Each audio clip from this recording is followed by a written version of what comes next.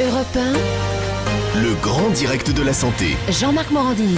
Alors, c'est une étape qui n'est pas toujours facile à passer pour les parents, celle de parler de la sexualité avec les enfants ou avec ses petits-enfants d'ailleurs, quand on est des grands-parents. Alors, comment éviter d'être gêné quand votre enfant, votre petit-enfant vous pose des questions et surtout, que faut-il lui répondre? Alors, on va vous aider à bien gérer cette situation et sans stress. Alors d'abord, docteur Solano, la première question que j'ai envie de vous poser, c'est à partir de quel âge on doit parler de sexualité aux enfants? À mon avis, on doit leur en parler tout de suite, c'est-à-dire dès la naissance, dès le plus jeune âge. Il ne faut surtout pas attendre la puberté parce que les enfants se posent des questions. Il faut leur faire comprendre que la sexualité, ça fait partie de la vie. Donc, évidemment, ça ne sert à rien de faire un cours d'anatomie à un enfant de 3-4 ans, mais il faut répondre à ces questions. Et si vous voulez, je vais prendre un exemple. Quand les garçons ou les filles demandent « mais par où sortent les bébés du ventre ?» Il ne faut pas leur dire « on t'expliquera plus tard ». Il faut leur dire, par exemple, il y a beaucoup d'enfants qui croient que c'est par le nombril, Oui, c'est vrai. parce qu'on a un petit trou, un petit endroit, cette zone-là. Donc, leur dire que le bébé est à l'intérieur du ventre de la maman et qu'il y a une ouverture spéciale pour sa sortie qui est entre les jambes, que c'est pas l'ouverture ni pour le pipi ni pour le caca, vous voyez, je vous donne toutes les explications, et qui s'ouvre juste au moment pour que le bébé sorte, et que seules les filles ont une ouverture comme ça. Mais juste attendez, je vous arrête parce que vous en êtes déjà au bébé qui est dans le ventre, etc. Pour beaucoup de parents, c'est encore, ça naît dans les choux, c'est les cigognes, etc. De moins en moins, ça, quand on même, fait pas. j'espère. On fait pas. Non, il ne faut pas leur dire des choses comme ça. Ce qu'il faut, c'est pas les choquer, donc dire des choses trop concrètes, mais en même temps leur dire la réalité. Et alors, si on ne sait pas quoi dire, parce que vous posez une bonne question, des fois on se dit, mais je ne sais pas trop quoi lui répondre. Ça m'est arrivé aussi, si je peux vous rassurer, même si je suis sexologue. Et donc, on sait pas, votre enfant vous pose une question, vous vous dites au secours, je ne sais pas quoi dire. Eh bien, il faut lui dire, voilà, écoute, je ne sais pas trop quoi te répondre, je vais réfléchir. Et je te répondrai un peu plus tard. On joue la carte de la franchise et de la sincérité. Et alors, si on dit ça, il faut surtout pas que ça soit une fuite ou un évitement. Se dire, ça y est, maintenant je suis tranquille, j'ai plus besoin d'en parler. Il faut réfléchir, se dire comment je vais lui expliquer ça. Et pour réfléchir, on peut réfléchir tout seul ou en couple avec son conjoint, ou même avoir un bouquin, chercher sur Internet comment on peut expliquer ça, de manière à lui expliquer, si possible, le soir, si vous a posé la question le matin et pas dans 3 semaines. Vous voyez ? Mais pourquoi c'est si important de parler de sexualité aux enfants aussi tôt ? Pourquoi est-ce qu'on n'attend pas la puberté, justement ? Parce que c'est là quand même où le corps change, où on se pose de vraies questions. Alors, il ne faut surtout pas attendre la puberté, parce qu'au moment de la puberté, les enfants trouvent que leurs parents sont nuls, et c'est une il y a un rejet des parents, c'est ça. Voilà, c'est une intrusion dans leur intimité, surtout pour parler de la sexualité. Donc, de toute façon, même si par exemple, on a un enfant de 5 ans, on se dit, je ne lui ai encore pas parlé de sexualité, il faut vraiment en parler avant 11-12 ans. Commencer à dire des choses, parce qu'à cet âge-là, les enfants, ils sont pas du tout gênés, ils sont très à l'aise. Moi, je vois les garçons de 5e, par exemple, j'ai fait des interventions en 5e, ils vous disent, mais combien il y a de spermatozoïdes par millilitre ? Ils sont très à l'aise. Les filles, pas du tout, parce qu'elles sont déjà en pleine puberté, elles n'osent pas poser des questions. Moi, j'ai une question à vous poser, Catherine, c'est, vous me dites parler sexualité, faire les bébés, c'est pas trop sexualité. Ce qui m'intéresse, c'est sexualité, c'est est-ce que papa, il a mis son tuyau dans l'ouverture de maman qui est entre ses jambes ? Voilà, si un enfant pose cette question, c'est parce qu'il est déjà pas mal informé quand même. Ouais, parce qu'en général, il demande plutôt peu. comment on fait les bébés.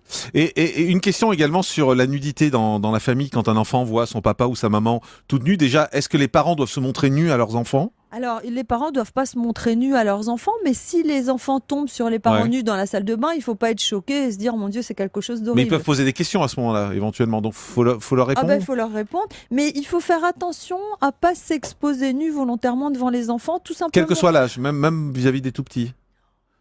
Quand ils sont tout petits, jusqu'à 2-3 ans, ça passe.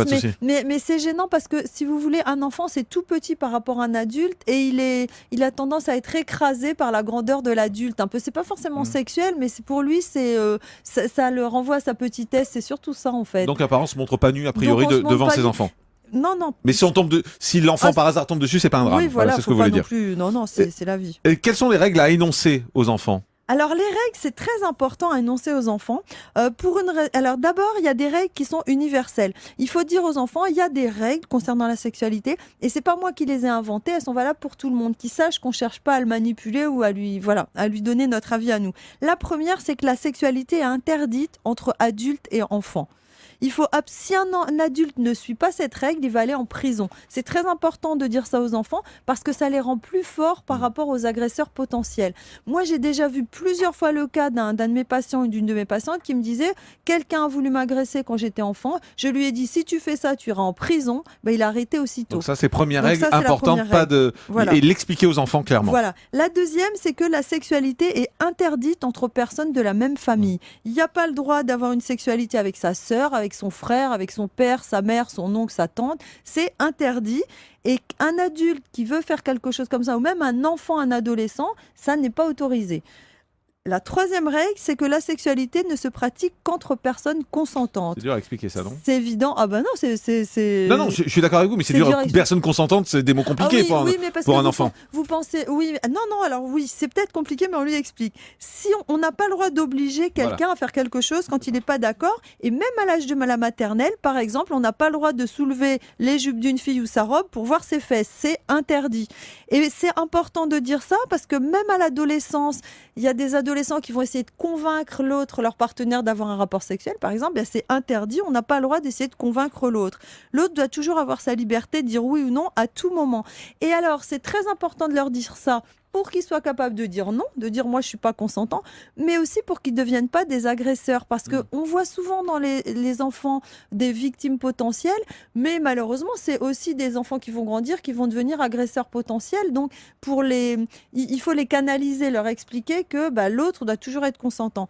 Et puis je vais rajouter une quatrième règle qui est un peu moins importante, mais qui est quand même à énoncer dans la société, c'est que la sexualité c'est intime, et ça se pratique en privé. On n'a pas le droit de baisser sa culotte devant tout le monde, on n'a pas le droit de se promener le sexe à l'air. Oui, mais alors, ça, il y a des gamins, on voit tous des gamins qui le font régulièrement, mais de façon très naïve et innocente, qui se promènent tout nus quand il y a des invités, quand il y a des gens qui passent.